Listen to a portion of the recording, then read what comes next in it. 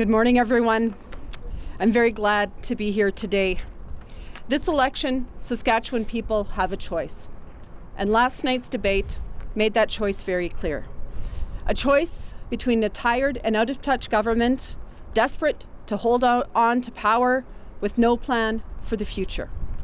A choice between more of the same or hope. Hope for health care that's there when Saskatchewan people need it. Hope for a more affordable life for Saskatchewan families. Hope for a strong economy that works for everyone. We have that hope. And we also have a plan to hit the ground running on day one if we're given the honor of forming government this fall. And it's that hope, that plan, that has brought these three men here with us today. All of these three men are dedicated to this province, and all of them are former members, senior members of the Saskatchewan Party government. Joining us here today, we have Mark Docherty, former Speaker of the House and Sask Party MLA for Coronation Park for over a decade. We have Ian Hanna, a speechwriter and senior political advisor to former Premier Brad Wall. And we have Glenn Hart, a Sask Party MLA who served Last Mountain Touchwood for over 2 decades. He also served as Deputy Speaker. Like so many other Saskatchewan people, these men have decided that enough is enough. After 17 years, that it's time for change in Saskatchewan. Because they know, as we know, this isn't about Team Orange versus Team Green. This is about Team Saskatchewan. We all love this province. Ian and Glenn and Mark have seen firsthand just how much the actions and the choices of Scott Moe and the Sask Party have hurt Saskatchewan. And today, I'm very proud to have these former Sask Party members join the thousands of Saskatchewan people across this province who are calling for change. They're here to help elect a Saskatchewan NDP government, to fix healthcare, to lower costs, and to get Saskatchewan out of last place. And for that, I thank them from the bottom of my heart. We all know that Saskatchewan deserves better and that it's time for change. I'd like to say thank you, and I'd like to ask Mr. Ian Hanna to come up and say a few words.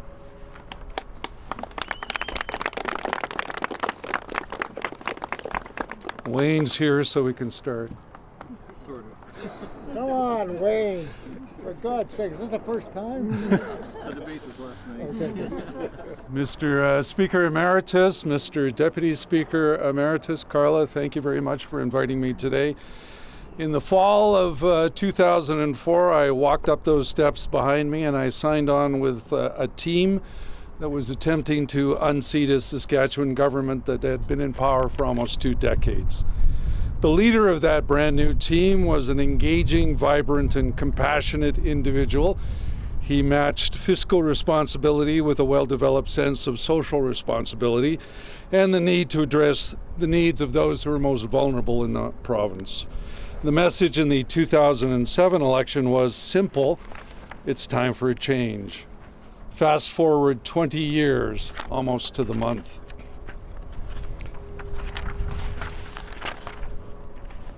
I've once again signed on to a team which is working hard to defeat a government that has been in power for almost 2 decades. This team also has a leader, and she is engaging, vibrant, and compassionate. She matches fiscal responsibility with a strong sense of social responsibility gained through her career as a professional social worker. Her name is Carla Beck, and I'm proud to be part of her team. And I'm playing a small role in helping her to become the next Premier of Saskatchewan. And the message in her campaign is the message of 2007, it's time for a change. Some people have asked me why I've switched allegiances. And the answer may be a bit of a political cliche, but it's also 100% true. I didn't leave the Saskatchewan Party left me. The early version of the Saskatchewan Party saw an equal partnership of Liberals and Conservatives. Their guiding principles were in fact printed on the back of the membership card I had.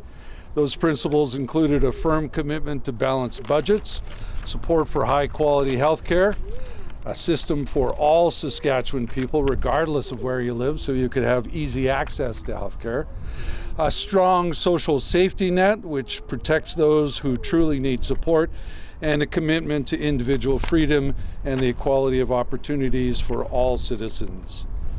I watched over the years as more Liberal members of the caucus lost influence and then faded away.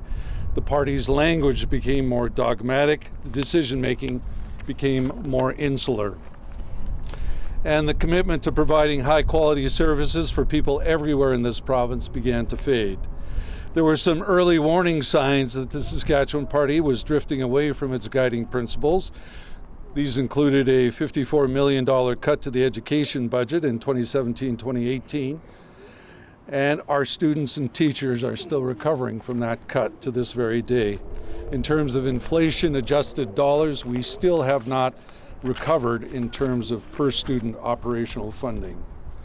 Things went from bad to worse, whether you look at capacity issues in our major hospitals, doctors and medical supply shortages, and rural ER closures, or the completely unprecedented and utterly needless contract dispute between the government and Saskatchewan teachers.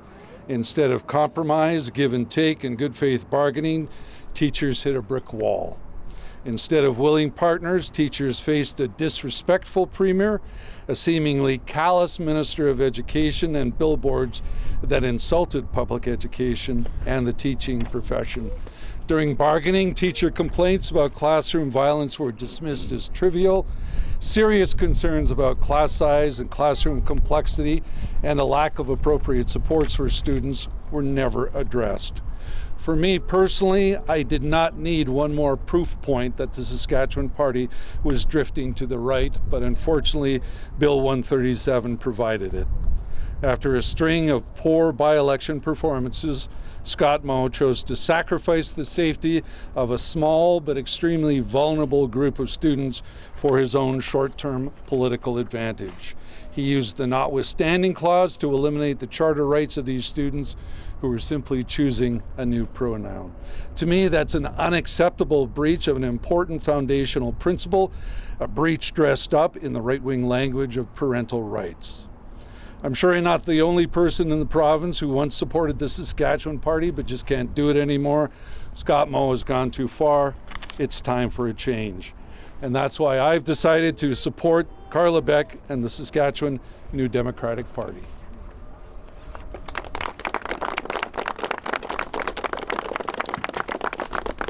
You may or you may not agree with everything she has to say and everything she stands for.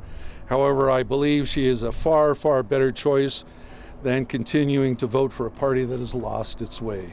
We can't keep letting Scott Moe and the Saskatchewan Party rack up deficits, wreck our healthcare, and hurt our students. It's time for a change. Thank you.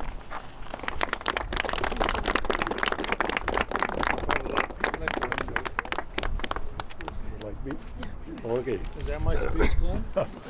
No, it's mine. Well, good morning, everyone.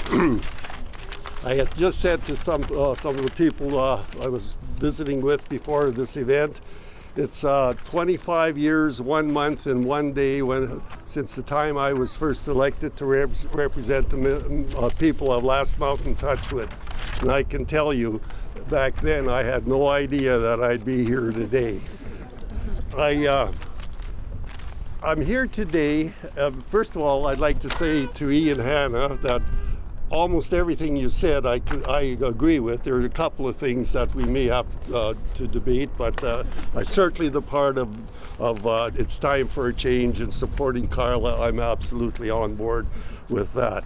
But I didn't come to this position easily, where I am. And I'll use the cliche as Ian did. I didn't leave the Saskatchewan Party. It's not the party that I was elected to, and they have changed dramatically and moved to the right, and I just can't be there. And so I see Carla and her team as the logical choice to govern this province. But I might outline how I came to this decision. It was a number of events that after I was no longer elected and no longer a member of the Sask Party caucus, but I always kept my eye on as to what's happening in this province. And one of the first things that I really felt quite strongly about, and actually did talk to my then representative in the caucus, is the way back in 2022, with COVID and all that sort of thing, and then in July, Scott Moe went over to Alberta, met with his friend Jason Kenney. They put their cowboy hats on and they said, "We've defeated COVID and we're open for business." And the Sask Party sent out emails to its members saying, "Hey, Saskatchewan is fully open, and send us some money so that we can defeat the NDP." Well, how did that work for them? Didn't work that well, because later that fall, both Alberta and Saskatchewan were sending, our healthcare systems were overloaded, and they were sending patients to Ontario because we couldn't handle them. And I think we're still suffering some of the after effects of that. So fast forward to the fall or summer, late summer of that same year, 2022, when Scott Moe announced that, and I believe I've got my dates right, that everyone in the province is going to get a $500 check. Now, don't get me wrong, wasn't opposed to helping the people that needed help, but I remember we got, my wife and myself, we got our checks on the 15th of November, and a week later we were leaving for Arizona to spend the winter down there. Did we really need $500? I don't think so. I think some of that money could have been taken and put to much better use. And that was another, I guess, issue that I took real issue with. And then the one that probably made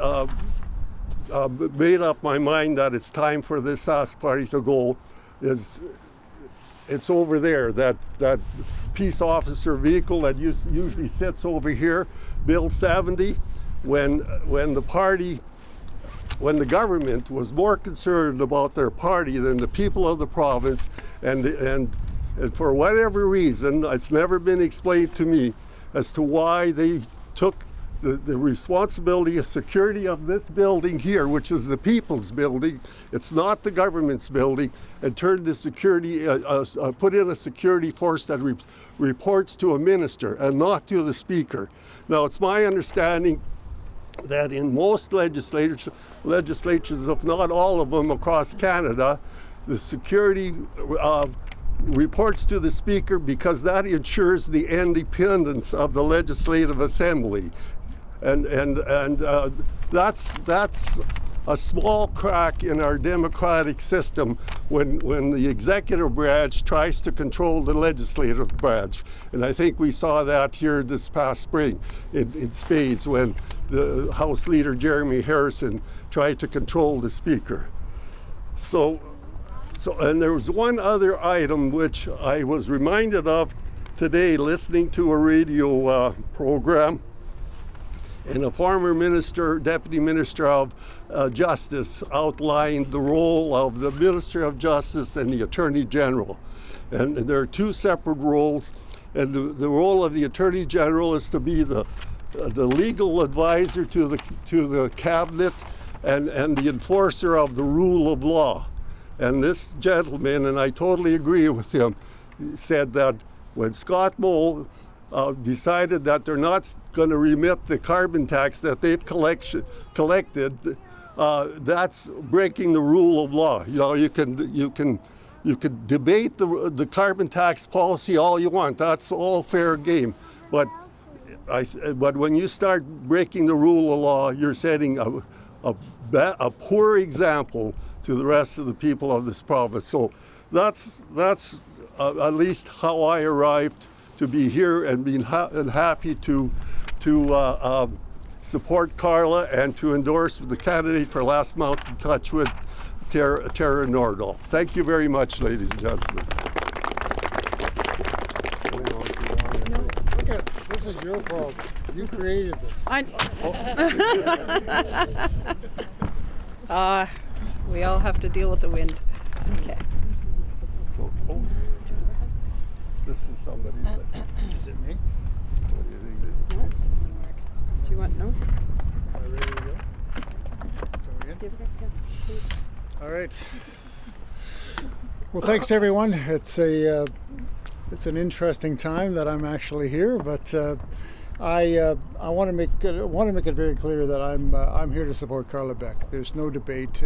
I've known Carla for I don't know, 20, 25 years. We were both social worker types. My membership is lapsed, so I'm not allowed to call myself a social worker anymore. But we work together in a number of capacities, and I've certainly seen her from working in those fields, and so I've got about 25 years of same amount of that Glenn has here for being in the legislature, but so I've known Carla for that time. I started in 2011. I got voted in 2011. Brad Wall was the premier at that time. I had no difficulty trying to find my way or fit exactly where I fit. I had no problem. So I ran for the Sask Party in 2011. I was elected, and at the time it was a hybrid. It was for Liberals and for Conservatives that came together and formed a party. I had a spot. I felt my spot, and I was happy with it. The difference between Brad Wall and Scott Moe in terms of leadership styles are fundamentally different. I didn't agree with Brad Wall on everything. There was absolutely nothing. There's no debate on that. We didn't see eye to eye on everything, but by God, in terms of leadership, here's somebody that'll sit down with you and have that discussion, and that's important for a leader, to sit down and talk to you and explain a position of government or the party. And I had absolutely no problem with that in the grand scheme. Now you compare that to Scott Moe. Well, Scott Moe, I asked many times for meetings as a sitting MLA. I didn't get a meeting, and so I suddenly started to think, what's my part in this caucus? What's my part in this government? And I was trying to, as best as I possibly could, to make sure that everybody in the city or this province felt included. It was their absolute government. It was their legislative assembly, and I made sure of that. I invited everybody to come from every different part of this world, and said, would you come with me? Yes, of course they will. And they saw that this was the new Saskatchewan. I was happy to do it because I think that it's vitally important that everybody knows that this is their legislative assembly, and they understand that it's the people's building. And I'm here. And I was always here to serve. There's absolute no debate. And I think that the Sask Party has lost their way. They don't understand that it's the people's building. They don't understand that you're here to serve, and that it's not your money. It's absolutely not your money. It's the people's money, and you never lose sight of that. You never absolutely forget that. And I would certainly agree with the previous speakers and my colleagues here, and I was thinking, what would be the one piece that stood out for me, where I sat and I went, enough is enough, and it was using the notwithstanding clause. There's absolutely no debate on that. It was the utilization of the notwithstanding clause in order to further subjugate young people that need our assistance, need our help. I was sitting there, and in 2022, there was a celebrity drag show, and it was in support of Lulu's Lodge for the John Howard Society. And they asked if I would participate, and I said, Sure, I'll participate. And you won, by the way. You won. I've never been to drag, but I did it, right? It was 4.5 minutes sitting on the. It was 4.5 minutes of being on stage and lip syncing along, and I just did it on behalf of the kids, of the young people. I said, well, I'm going to be a part of this, because what's more important than them? What's more important than children and youth? I said, 100%, I'm there. So I did it, and I didn't expect to win. Suddenly I did, and I'm going, okay, fair enough. Now what? I don't exactly know what's next, but I was happy to do it. I was certainly happy, and Carla and I, we were working at a youth facility back in the day, and young people that struggled with their identity were kicked out of their homes. They're absolutely kicked out of their homes. They had nowhere to go. They were basically homeless. And so I'd get the call, and I remember I was talking to Carla, I go, tapping on the shoulder. I said, I have no idea. This young person identifies as a girl, and we're going to take her, because nobody else will, and we're going to do our best, and by God, we did our best, and that was the point. So, anyways, I'm here again. I'm here for Carla. I know what she is in terms of leadership. It is time. Enough is absolutely enough, and Carla Beck is my choice for this election, and I'm happy to be a part of it. So, all the best. Thanks.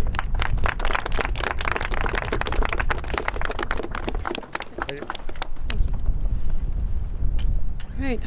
Happy to take questions if there are questions. I wonder if I could ask you, Dr. about some of the concerns that Speaker Weeks has raised, and if you share, one of them is in relation to the Muslim community and the allegations that there were Sask Party members that treated them badly or would not speak or would not. Was that your experience? And the other thing that I'm a bit curious about now that you're speaking publicly is the whole situation with Mr. Harrison and the gun incident, and whether you were aware of it. Yeah, we'll break them up. How's that? So in terms of what Randy had said in regards to all of those pieces, let's call them bullets, right? I would agree with the bullets. Okay, so we had different experiences in terms of how we were treated, but I didn't necessarily give my cell phone number out, so they didn't have my cell phone, right? So it was different in how I was treated. So, but I would agree with Randy. I brought, as speaker, I brought in the first imam, right, in the history of this building, and it was intentional, right, because I wanted to make sure that they felt that this was their building as well. Take us 1 year later, and I invited a rabbi. Okay, so that's 180 degrees. Trying to make sure that the voices are heard. I wasn't sure how long I was going to be the speaker, but I went with that. So, is that kind of it for the first one? Well, I just was wondering if you had the same experiences or the same difficulties with Mr. Harrison, or whether you sensed the same problems that Mr. Weeks identified with what seemed to be some racial biases within the Sask Party. Yeah, it was. Our experiences are going to be slightly different in regards to how we were treated. But I knew that Randy and myself, we were always on this edge, and it was a caucus discussions, or it was discussions within the cabinet or wherever, right? But I knew that they were always trying to figure out a way to get rid of us. Because we took the job seriously, and thought that it does matter that you're impartial, right? It really matters in terms of this institution, including the legislative branch. It's important. It's vitally important, and so slightly different. But I knew that they were talking about getting rid of us, but that's life, you know. It is. That's the nature of being the speaker. But yeah. Mark, how have you been treated by the Sask Party since you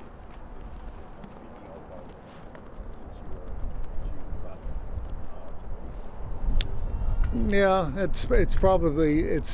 it's probably a little bit frostier. We'll put it frostier. There's no other way to describe it. But it's I didn't quite fit before, like after the 2020 election, and yeah, it's pretty much the same, right? So yeah, I've been treated basically the same, which is kind of out. And I want to ask just Glenn and Mark, as ex-MLAs, when did you come to this decision? Was this something that you struggled with coming out publicly about this and speaking? Was it something that you were planning to do? Just the time on this decision? Well, yeah, it's sort of, you get to the point of enough's enough, right? There's like, and I was sitting there going, well, have I actually said enough? Well, no, probably not. I just left, right? I left February of 2023. I just left, and I said I'm done and I'm gone. And I how it works is you got to give your letter of resignation to the speaker, because that's what it is. You're not. It's not to the premier. It's to the speaker. So I just sort of went, well, nobody's. Am I relevant anymore? No, not really. I'm not really relevant. And if you're not relevant, then it's time to go, right? So it was very easy for me. Did you experience any bullying or harassment from Harrison or any of the other MLAs during your time as speaker? You know, obviously, no, not really. I mean, not necessarily. There wasn't bullying, right? I mean, it's different, right? So we were treated differently. So I wouldn't call it bullying. I know that full well that there was nothing but pressure put on me and put on Randy, right? We were pressurized in order to rule in the government's favor on everything. There was no debate, so we were pressurized. But I didn't go to caucus. I didn't go to meetings. I wasn't a part of anything. I took the job seriously, so I'm not going to be a part of it. I'm going to be completely independent. So. Any other questions for Carla or the? Please, no more. I'm a citizen, for God's sakes. You don't get to ask me questions. Ask you just when you came to the decision. Oh, you're talking. Yes, Oh. And whether you feel like maybe some of your former colleagues are conflicted on some of the decisions the government's made in the last year or so. Well, as I said when I was speaking, I didn't come to this decision easily. It was a series of missteps. But eventually, I just felt that the party had lost their way. They were putting the interests of the Sask Party ahead of the interests of the people of the province. And finally, I decided that to use Randy Weeks's phrase, enough is enough, and it's time. I mean, I didn't come to. It's time to stand up and tell the people how you feel. Very similar to when I decided to first get into politics. I was very critical of the former government and so on. And you can sit in your chair and complain all you want, or else you can stand up and speak, and that's what I'm doing today. Glenn, you were the first person from rural Saskatchewan to come forward from the Sask Party. Yes. I'm interested in that. Is there a sense that there are others out there? Because they still seem very strong in your riding and country and other. Yeah. Well, what I'm hearing from former supporters is that, yes, they agree that the Sask Party has lost their way. I mean, not everyone, but there are a number. Also, I have been talking to a number of my former colleagues, kind of the old guard, and I can tell you, I'm not going to name any names. That's not for me to do that. But there are some of the old former MLAs that aren't happy with the current version of the Sask Party. Carla, there was kind of a last-minute user this morning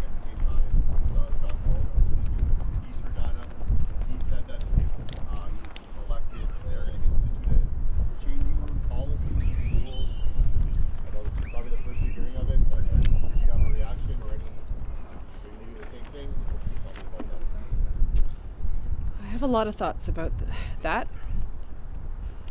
And I'm gonna get there.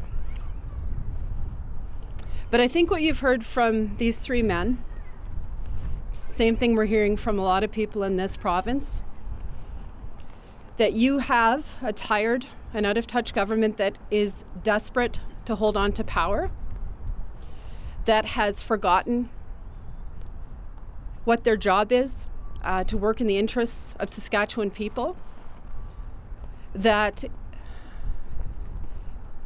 doesn't want to deal with their own record, and when they're pushed, when they are challenged, this is a government that consistently, Scott Moe and the Sask Party, leans into division, fear, intimidation. So many recent examples, there are jumping off points here that you heard from these three gentlemen behind me. After the Lumsden by-election, where they lost 20% of their vote, to the SUP, you saw the emergency session. When we have teachers who bring up real concerns about the classroom, they put up billboards with their own tax dollars to bully them. When you have nurses who want to talk about safe staffing and the concerns there, they refuse to talk to them. When you have RCMP officers who ask very legitimate questions about the Marshal Service, they suggest that they're just greedy for union dues. And, whatever exit polling Scott Moe did last night, perhaps, he felt he needed to reach for something. Let's be really clear what they're doing again. They are choosing their own political interests, out of their own political interest, to again make even further already vulnerable kids more vulnerable. This is the most ugly kind of politics. People in this province consistently are worried about healthcare. They're worried about being able to pay their bills. They're worried about education, but not what's going on. I don't even want to speak to that. They're worried about kids not getting the supports they need. They're worried about kids, not getting support. They're worried about suicide rates. They're worried about addictions. They're worried about crime. And this is a government that chooses this with all of the issues in education. I think it shows you very clearly who they are. They've shown us many times.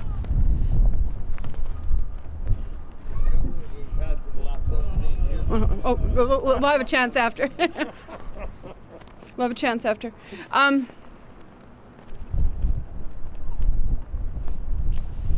There are a lot of people in this province who are looking for change. A lot of times people don't want to speak up, and we hear that. And this is very brave of these three gentlemen to speak up today. They don't want to speak up because you have a government that intimidates, a government that squeezes out anyone who tells them something that they don't want to hear. This is why they're losing people, and I've said this to them in the legislature. They are losing people they don't even know that they're losing in this province. People are looking for change. They're scared to speak out, but we're hearing from them all the time, more and more. It is time for people who know that we deserve better than this, know that we are better than this as Saskatchewan people. It's time for them to speak up and be counted. This election, you have a choice. As we heard from the gentleman behind us, we don't agree on everything. We don't have to agree on everything to understand that Saskatchewan people deserve better. That Saskatchewan people, when we're at our best, are people that come together and deliver results, not divisive, ugly politics like we've seen time and again from Scott Moe and the Sask Party. And if you see leaders holding so much power, choosing to punch down on vulnerable kids, that tells you everything you need to know about them. Ms. Beck, last night there was a texting message. Many people on their cell phones. I did get it. Yeah. So you know what I'm talking about. Mm-hmm. Could you address the issue related to our drugs to Yeah. I mean, coming out of that debate again, what we saw was Scott Moe straight up lying about hard drugs. I've been very clear. There is no plan to decriminalize hard drugs, period. And I've told him and tell the people of Saskatchewan, I will be honest with you. I will tell you what my positions are. I can speak for myself. We have no plan to decriminalize hard drugs. What we do have a plan is to get more boots on the ground, to deal with the double the national average rates of violent crime.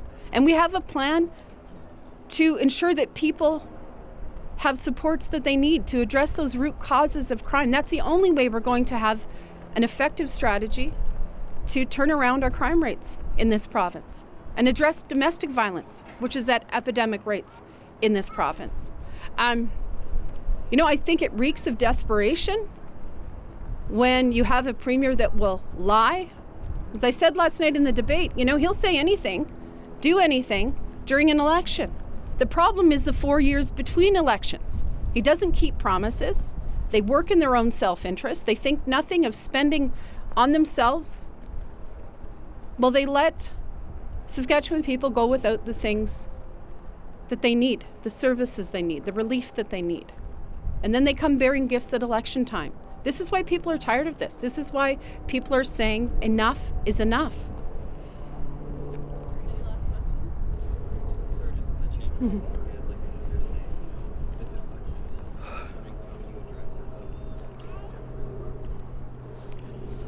I haven't seen what he said yet, so I will have a look at it. And I'll respond afterwards, but again, I'd ask people in this province, what are the main issues? Like we've knocked thousands of doors. We've talked to thousands of people. People are worried that we have 15,000 additional kids in our schools and we have fewer psychologists. They're worried that we have 15,000 additional kids in our schools and we have one additional teacher. They're worried that kids are being called, parents of kids with special needs are being called home early to come get their children because they don't have the supports that they need. There are a lot of problems in education, and there will be concerns that we can address.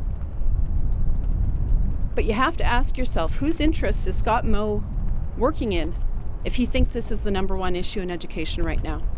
And who is he willing to sacrifice for his own political ends?